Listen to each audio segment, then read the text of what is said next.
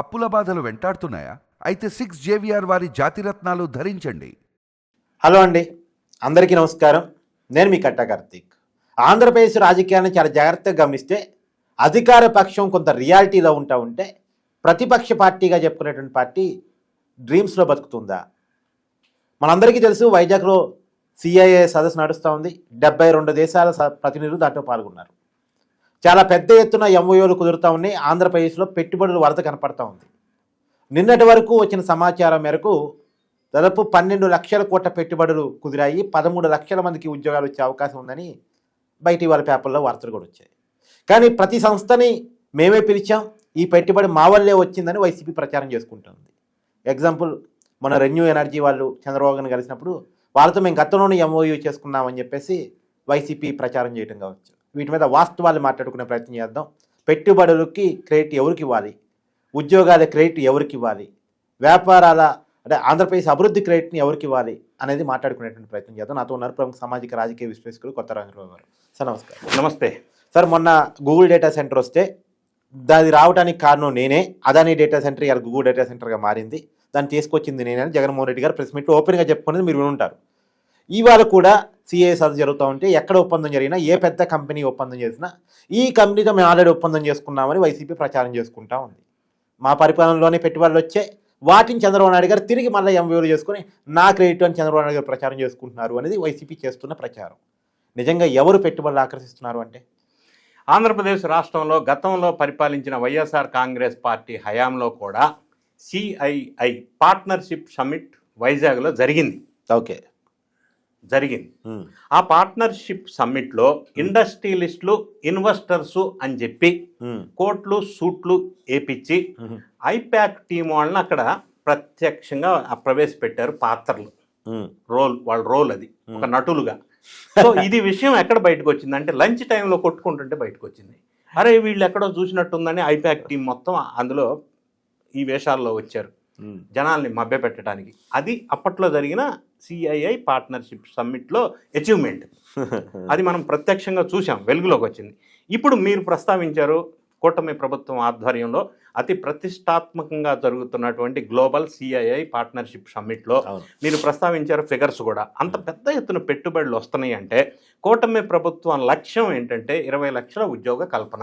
అవును, ఉద్యోగ ఉపాధి కల్పన ద్వారా సంపదని సృష్టించాలా, సృష్టించిన సంపదని ప్రజలకు పంచాలా వెల్ఫేర్ స్కీమ్లో. ఇది ఫార్ములా. సంపద సృష్టి జరగకుండా, ఉద్యోగ ఉపాధి అవకాశాలు కల్పించకుండా, అప్పులు చేసి క్యాపిటల్ ఎక్స్పెండిచర్కి ఇన్వెస్ట్మెంట్ చేయకుండా ప్రజలకు పంచటం జరిగితే బటన్ నొక్కి వైఎస్ఆర్ కాంగ్రెస్ పార్టీకి ఏ గతి పట్టిందో ఏ రాజకీయ పార్టీకైనా ఆ గతి పడుతుంది. గతంలో కేజ్రీవాల్ సంఘటన కూడా ఒక ఎగ్జాంపుల్ తీసుకోవచ్చు.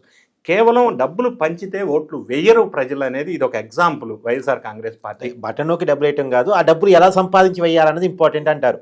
అంటే చేపలు పట్టి వండి పెట్టడం కాదు, చేపలు ఎలా పట్టాలో నేర్పిస్తే వాడు పట్టుకుంటాడు, వండుకుంటాడు, తింటాడు, అంతే. సో ఇది ఇన్కమ్ జనరేట్ చేయటం అంటే సంపద సృష్టించటం అంటే. అవును, ఆ విధంగా కాన్సెప్ట్ మరుగున పరిచేసి ఇవి పంచటం వరకే చేసుంటే వైఎస్ఆర్ కాంగ్రెస్ పార్టీకి పట్టిన గతి పడుతుంది. ఇంకా రెండోది, మీరు మాట్లాడుతూ జగన్ రెడ్డి గారి క్రెడిట్ అంతా చంద్రబాబు నాయుడు గారు చోరీ చేసేసారు అంటున్నారు కదా. జగన్ రెడ్డి గారికి క్రెడిట్ ఉంది. ఏంటంటే లిక్కర్ స్కామ్, భారీ లిక్కర్ స్కామ్ ఆంధ్రప్రదేశ్లో 132,000 మంది పిచ్చి మందు తాగి అస్వస్థతలకు గురైంది ఆయన క్రెడిటే. 32,000 మంది చనిపోయింది ఆయన క్రెడిటే. కల్తీ మద్యం తయారు చేయించింది ఆయన క్రెడిటే. అక్రమ భూదందాలు చేసింది ఆయన క్రెడిటే. జగనన్న కాలనీ పేరుతో దోచేసింది ఆయన క్రెడిటే. ఇసుక దందా అంతా ఆయన క్రెడిటే. గవర్నమెంట్ ఆఫీసులకి, స్కూల్స్కి వైఎస్ఆర్ కాంగ్రెస్ పార్టీ కలర్స్ పెట్టి 3,500 కోట్లు ప్రభుత్వ ధనాన్ని దుర్వినియోగం చేసింది ఆయన క్రెడిటే. తర్వాత కోర్టు అక్షంతలు వేస్తే మళ్ళీ కలర్స్ మార్చారు. అవును, ప్యాలెస్లు కట్టుకుంది ఆయన క్రెడిటే. మరి ప్యాలెస్లు కట్టుకున్న ఆయన క్రెడిటే. తర్వాత భూమి, రైతులు వ్యవసాయ భూమిలో మరి జగన్ రెడ్డి గారి ఫోటో పెట్టి బండలు బాతి 750 కోట్లు ఖర్చు పెట్టింది ఆయన క్రెడిటే. మరి రైతుల పాస్బుక్లో జగన్ ఫోటో వేసింది ఆయన క్రెడిటే. ఇవన్నీ కూడా ఆయన క్రెడిటే. అటవీ భూముల ఆక్రమణ చాలా ఉన్నాయి. అంటే టైం కన్స్ట్రైంట్ వల్ల నేను కొన్ని ఎగ్జాంపుల్స్ మాత్రమే 10 నిమిషాల్లో చెప్పారు. కాకినాడ దగ్గర మడ అడవులు 1,500 ఎకరాలు దోపిడీ చేశారు. మాజీ అటవీ శాఖ మంత్రి అడవి దోపిడీ చేసి ఇప్పుడు 104 ఏకర్స్ కబ్జా పెట్టుకున్నారని చెప్పి ప్రస్తుత అటవీ శాఖ మంత్రి పవన్ కళ్యాణ్ గారు వెలుగులోకి తీసుకొచ్చారు. వీడియో కూడా చూపించారుగా, అదే వీడియో చూపించారు. సో ఇటువంటి అన్నీ కూడా ఖచ్చితంగా జగన్ రెడ్డి గారి క్రెడిటే. సో ఇప్పుడు మీరు ప్రస్తావించినట్టుగా ఇండస్ట్రీస్ వరదలాగా ఆంధ్రప్రదేశ్కి ఇప్పుడు ఎన్డీఏ ప్రభుత్వం నేపథ్యంలో వస్తూ ఉంటే ప్రతి పాయింట్ ప్రతి ఇండస్ట్రీ నేనే తీసుకొచ్చా అంటాడు. మీరు ప్రస్తావించారు Google AI hub data centre Jagan Reddy గారు తెచ్చారు, అదే అదానిది అప్పుడే నేను చేశా అన్నాడు. ఏంది అప్పుడు చేసింది? అదాని డేటా సెంటర్ కాదురా బాబు, ఇది Google AI hub data centre అని ఇన్వెస్ట్మెంట్ చేసే గూగుల్ గ్లోబల్ క్లౌడ్ CEO చెప్తున్నాడు. సుందర్ పిచాయ్ చెప్తున్నాడు. ప్రధానమంత్రి గారు చెప్తున్నారు. అదాని కూడా చెప్తున్నాడు సార్. అదాని ఓపెన్ వెబ్సైట్ లో ఎవరు ఇన్వెస్ట్మెంట్ చేస్తున్నారో ఇది గూగుల్ మేము ఇన్వెస్ట్మెంట్ చేస్తున్నాం అని వాళ్ళు చెప్తే లేదు ఇది అదానిది నేను అప్పుడే చేశా అంటాడు. కాదు, Adani data centre Adani website లో కూడా వాళ్ళ అఫీషియల్ వెబ్సైట్ లో కూడా గూగుల్ డేటా సెంటర్ యొక్క బిల్డింగ్ ని మేము నిర్మిస్తున్నాం, వాళ్ళకి రెన్యూవల్ పవర్ మేము ఇస్తున్నాం అని చెప్పేసి వాళ్ళు రాసుకున్నారు. అంటే ఈయన ప్రజల్ని మభ్య పెట్టడం ఎట్లాగంటే 2019 ఫిబ్రవరి 14న అదానీ డేటా సెంటర్కి చంద్రబాబు నాయుడు గారు శంకుస్థాపన చేశారు. అప్పట్లో 77,000 కోట్ల పెట్టుబడితో 500 ఎకరాల అలాట్మెంట్ చేశారు. తర్వాత ప్రభుత్వం మారిన వెంటనే జగన్ రెడ్డి గారు ప్రభుత్వం వచ్చిన తర్వాత దాన్ని క్యాన్సిల్ చేసేసి అగ్రిమెంటు ఇది ఇట్లా కాదు రివ్యూ చేయాలని చేసేసి 500 ఎకరాలని 132 ఎకరాలు చేసేసి 20,000 కోట్ల పెట్టుబడులు దాన్ని కుదించేసి మళ్ళీ శంకుస్థాపన చేశాడు 2023 మే 3వ తారీఖు. సరే, ఆ తర్వాత ఈయన వన్ ఇయర్ ముఖ్యమంత్రిగా ఉన్నాడు. మరి అది శంకుస్థాపన చేసిన అదానీ డేటా సెంటర్ ఈయన చెప్తుంది ఎందుకు ప్రారంభించలేదు. సెకండ్ పాయింట్, ఇప్పుడు అదానీ డేటా సెంటర్ మీరు చెప్పినట్టుగా రెన్యూవబుల్ ఎనర్జీని గూగుల్ వాళ్ళకి సప్లై చేస్తుంది, అది వాళ్ళ రోలు. అంతే తప్ప Adani data centre Google data centre నేనే తెచ్చాను అనటం అనేది బేస్లెస్ హాస్యాస్పదమైన అంశం. రెండో అంశం, భోగాపురం ఎయిర్పోర్ట్ ఇప్పుడు తయారవుతుంది, పనులు వేగవంతంగా అవుతున్నాయి, అద్భుతం భోగాపురం ఎయిర్పోర్ట్ అని వెలుగెత్తి జనం ఆనంద హర్షధ్వానాలు వ్యక్తం చేస్తూ ఉంటే ఇది ఎక్కడ గొడవరా బాబు, అది కూడా నేనే తెచ్చేసా అన్నాడు.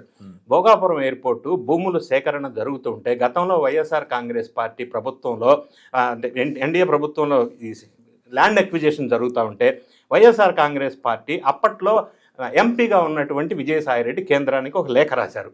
భోగాపురం ఎయిర్పోర్ట్ ల్యాండ్ ఎక్విజిషన్కి మేము వ్యతిరేకం, అక్కడ ఎయిర్పోర్ట్ అవసరం లేదు అని వ్యతిరేకించారు.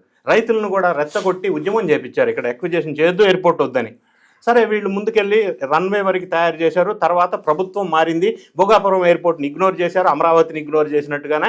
ఇప్పుడు ఎన్డీఏ ప్రభుత్వం మళ్ళీ వచ్చిన తర్వాత అప్పట్లో అశోక్ గజపతిరాజు ఏవియేషన్ మినిస్టర్గా ఉండటం ఒక అడ్వాంటేజ్ అయితే ఇప్పుడు రామ్మోహన్ నాయుడు ఏవియేషన్ మినిస్టర్గా ఉండటం వల్ల భోగాపురం ఎయిర్పోర్ట్ ఫాస్ట్ ట్రాక్లో పనులు అవుతా ఉన్నాయి. ఈ డిసెంబర్కి ఇనాగ్రేషన్ అంటున్నారు. ఇది ఎక్కడ మంచి పేరు వస్తుందో అని చెప్పి భోగాపురం ఎయిర్పోర్ట్ కూడా నేనే తెచ్చేసి అంటాడు. ఇది ఎక్కడ చూద్దామండి. కియా ఫ్యాక్టరీ అప్పట్లో బిగ్గెస్ట్ ఫారెన్ డైరెక్ట్ ఇన్వెస్ట్మెంట్ 16,000 కోట్లు పెట్టుబడి కియా మోటార్ చంద్రబాబు నాయుడు గారు తీసుకొస్తే ఇనీషియల్గా ప్రపోజల్ వచ్చినప్పుడు కియా సంస్థ వాళ్ళు ఇక్కడ వాటర్ ఫెసిలిటీ లేదు, మాకు రావడానికి వీలు కాదంటే 1 సంవత్సరం టైం తీసుకొని అక్కడ వాటర్ ఫెసిలిటీ కల్పించి అప్పుడు కియా మోటార్ని ఎస్టాబ్లిష్ చేస్తే ఈరోజు అనంతపురం రూపురేఖలు మారిపోయినాయి. సో అదే కియా మోటార్ దగ్గర వీళ్ళు లంచాలు బలవంతంగా వసూలు చేసే ప్రయత్నం చేస్తే కియా మోటార్స్ వాళ్ళు పెట్టాలి అనుకున్న యాన్సిలరీ యూనిట్స్ అన్నీ కూడా చెన్నై, బెంగళూరు తరలి వెళ్ళిపోతే వీళ్ళు చేసిన టార్చర్కి అమర్ రాజా బ్యాటరీస్ వాళ్ళ తెలంగాణలో పెట్టుబడులు పెడితే 10,000 కోట్లు, ఇట్లా జాకీ కంపెనీని కూడా తరిమేసి ఇన్ని రకాల ప్రయత్నాలు చేసి ఈరోజు కియా మోటార్ క్రెడిట్ కూడా నాది అని అంటాడు. ఇంకో ప్రస్తావన, ఈ మీరు ప్రస్తావించినట్టుగా యాక్సిస్ ఎనర్జీస్ అనే ఒక సంస్థ నిన్న MOA చేసుకున్నారు, అది కూడా అప్పుడు నేనే తెచ్చా అన్నాడు. రెండోది బ్రూక్ ఫండ్ అనే ఒక సంస్థ MOA చేసుకున్నారు, అది కూడా అప్పట్లో నేనే తెచ్చా అన్నారు. తర్వాత రినోవ్ ఎనర్జీ అనే ఒక సంస్థ MOA చేసుకున్నారు, అప్పట్లో అవి కూడా నేనే తెచ్చే క్రెడిట్ నాదే అన్నాడు. ఒకవేళ అప్పట్లో ఈయన కనుక ఆ సంస్థలను ప్రారంభించి పర్మిషన్స్ ఇచ్చి శంకుస్థాపన చేసి ఉంటే, ఆ సంస్థ ప్రారంభించబడి ఉంటే ఇప్పుడు మళ్ళీ ఎందుకు చేసుకుంటారు MOU? అప్పుడే పెట్టుంటే ఇప్పుడు కొత్తగా పెట్టడానికి మళ్ళీ ఎందుకు వస్తారు? అప్పుడు తరిమి కొట్టారు, ఇప్పుడు మళ్ళీ వాళ్ళు వెనక్కి వచ్చి పెట్టుబడి పెడుతుంటే అగ్రిమెంట్ చేసుకుంటే అవి కూడా నేనే చేశానని అంటే క్రెడిట్ నాది అని అంటాడు. దీంతో పాటుగా పనిలో పనిగా 17 మెడికల్ కాలేజీలు తెచ్చా అన్నాడు. ఎక్కడ తెచ్చాడు? 17 medical college central government funding scheme ద్వారా కట్టుకోండి అనే ఫైనాన్స్ ఫండింగ్ ఇస్తే అది కూడా పూర్తి చేయకుండా కేవలం 5 మెడికల్ కాలేజ్ మాత్రమే పూర్తి చేసి, మొత్తం పూర్తి చేసినా కూడా 850 కోట్లు అయ్యాయి, పూర్తి చేయాల. పూర్తి చేయకుండా వదిలేసి ఫెయిల్యూర్ అయిన ఇతను అమరావతి రాజధాని నిర్మాణం సంవత్సరంలో ఎందుకు కాలేదంటాడు, మళ్ళీ ఉల్టా పల్టా. మెడికల్ కాలేజెస్ నేనే తెచ్చానంటాడు. ఎక్కడ తెచ్చాడు? ఉన్నాయి, కట్టలేకపోయాడు కదా. సో ఈ అన్ని అంశాలు ఫెయిల్యూర్స్ని ప్రజల్లో ఇప్పుడు ఎక్కడ ఎన్డీఏ ప్రభుత్వానికి ఆదరణ పెరుగుతున్న నేపథ్యంలో ఈ క్రెడిట్ చోరీ అనే ఒక కథని అల్లేసి జనంలో అంటే తప్పుడు ప్రచారం చేసే విధంగా జనాన్ని అబద్ధం 10 సార్లు చెప్పి తప్పుడు ప్రచారం చేస్తూ వాళ్ళ క్రెడిట్ని వాళ్ళే స్పాయిల్ చేసుకుంటున్నారు అనేది స్పష్టంగా అర్థమవుతుంది. ఈ పార్టీ రియలైజ్ అవ్వకుండా ఈ స్క్రిప్ట్ ఎవరైతే ఇచ్చారో సజ్జల రామకృష్ణారెడ్డి, జగన్ రెడ్డిని బ్లేమ్ చేసే స్క్రిప్ట్ ఇచ్చాడు. జగన్ రెడ్డి ఏం చేశాడు? ఈ అదానీ డేటా సెంటర్లో యూటర్న్ తీసుకొని అంతకుముందు అమర్నాథ్ వీళ్ళు మాట్లాడిన మాటల్ని వాళ్ళని పిచ్చోళ్ళని చేశారు. ఈ అన్ని అంశాలు పరిశీలించినట్టయితే ఈ స్క్రిప్ట్ ఎవరైతే ఇస్తున్నారో వీళ్ళంతటి వీళ్ళే గొయ్యి తవ్వుకునేటట్టుగా వాళ్ళ ప్రవర్తన హాస్యాస్పదంగా ప్రతిరోజు పత్రికల్లో ఇచ్చే ప్రకటనలు ఉన్నాయి అనేది మనకు అర్థమవుతా ఉంది. Thank you sir. Thank you.